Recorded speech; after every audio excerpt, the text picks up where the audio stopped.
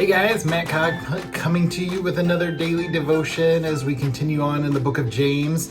And we're going to start in James chapter 4 today, and kind of this larger section that he's talking about this aspect of drawing close to God and humility and to putting away pride. But what I'm calling this first section, we're just going to talk about the first 3 verses of James chapter 4, and I'm calling it What's Blocking the Flow.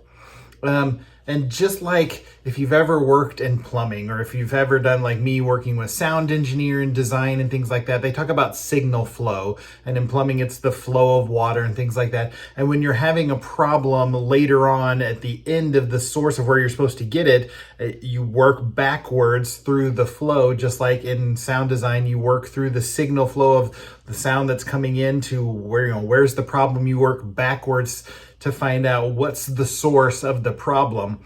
And this is what James is kind of talking about. He's just wrapped up his big section and kind of culminating all of these things. He's talking about what godly wisdom is. And he's saying that then it's one that's cultivating peace.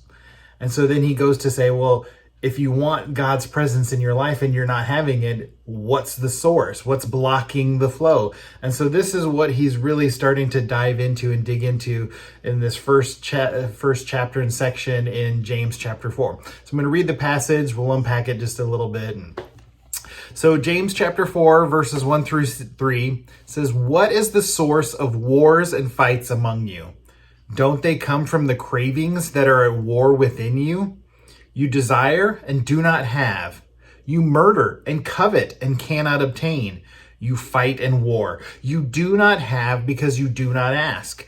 You ask and don't receive because you ask with wrong motives, so that you may spend it on your own evil desires." So James really, he hammers us. He's saying, if you don't have peace in your life, let's look at why you don't. And he even says, that they're birthed out of these evil passions, these desires. And when you look at that Greek root of this word, cravings or passions or desires, it's where it's hedonon. It's where we get our word hedonistic, which is this very sensual pleasures. It's almost this aspect that the pleasure and the fulfillment of that pleasure is an end of itself.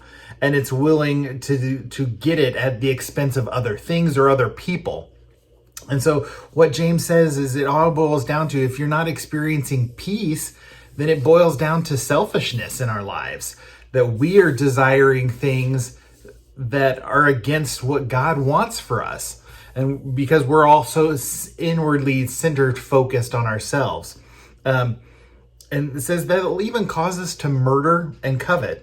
Now, we get the idea of coveting, that we want something else that somebody has, and, but the aspect of murder, we're like, no, I would never murder. I'd never kill anybody. And okay, that's great. I've never murdered anybody, and I hope none of you ever do as well, too. But aren't we guilty based on what Jesus says in the Sermon on the Mount, that if we hate a brother in our heart, then we're guilty of murder? And, none of us like to think that we would do that or that we're those kinds of people.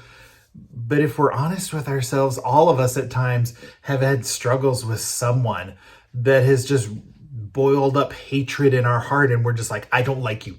I wish nothing about you. And so while we may not physically murder, we might be guilty of murdering somebody's reputation or their character, maybe murdering and trying to kill their joy and peace in their life. Will make, I've been just as guilty of this. When I'm struggling with somebody, I'm like, well, my life is miserable and I don't like being around them, so I'm going to make it as miserable for them to be around me as well too. And that's not the attitude that God wants us to have, is that he wants us to be seeking after peace. And so these selfish desires, these hedonistic cravings inside of us are causing us to have these fights and wars. And I love how James actually puts it. I think is very strategic in the way that he says they're not only just fights, little isolated individual events that may happen, but they're actually even full-scale wars that are kind of an ongoing. Maybe we're including multiple people in this endeavor as well too. We fight, we wage war, we're trying to get something for myself. And God's saying we've got to abandon that. And James says that part of the problem is that we're not asking God. We're not going to him with these questions, with these wrestlings that we're having. But then we also have to be cautious. James says, he doesn't say it like this, but I view it as, we sometimes view God as this spiritual slot machine that we pull the lever of prayer, we pull the lever of asking God, and we expect a blessing. And James says, God's not going to bless us when we're asking with these wrong motives, because God knows that we're only wanting to use these blessings to satisfy this selfish desire that we have in ourselves. And God's like, no, you don't understand. God says, I want to bless you to be a blessing to others. That it's not about you, it's about others. And so we have to check our motives. We have to check our heart whenever we're asking something for God, to make sure that we're asking it with the right motives, and to make sure that God is working through us, that the blessings that we get, he doesn't mean for us to hoard them up and to hold them and to store them, but we're meant to let it flow out. It's kind of like the analogy of the Dead Sea. I've never been to the Dead Sea. I would love to go sometime. But it's this aspect of that when something is just always holding and it's not giving out. You see, we are designed to give out what God is pouring into our lives. The reason the Dead Sea is dead, it's called that, it has no life living in it, is because there's all these tributaries and things that feed into this body of water, but then there's no outlets. All these inlets, but no outlets. So the water just sits there. And we've been around water that's just sitting for too long. It gets stagnant, it gets dirty and smelly. And this Dead Sea water, it sits there and it evaporates, and the salt content of it gets so high, it's 8 times saltier than the ocean.